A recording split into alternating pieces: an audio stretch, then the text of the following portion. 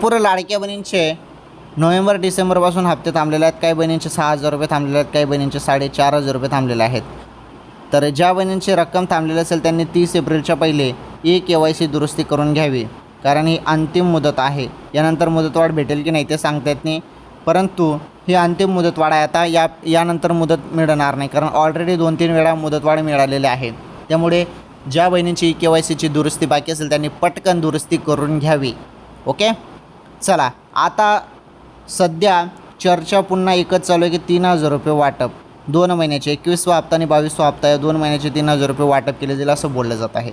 खरंच 3,000 रुपये वाटप होणार का? काय आहे अपडेट? चला जाणून घेऊया संपूर्ण माहिती. हे बघा, आता चर्चा तर मागच्यावेळी पण झाली होती, परंतु मागच्यावेळी 1,500 जमा झाले होते. यावेळी पण चर्चा 3,000 रुपयाची आहे, परंतु 3,000 रुपये जमा नाही होणार, 1,500 होतील असं चित्र दिसत आहे. ओके, चला ठीक आहे.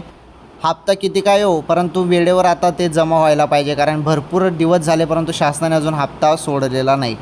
ठीक आहे, GR येईल, GRमध्ये समजेल किती महिन्याचा निधी येतो, त्यानुसार समजेल की किती पैसे मिळतात, 1,500 की 3,000 लवकरच कळेल.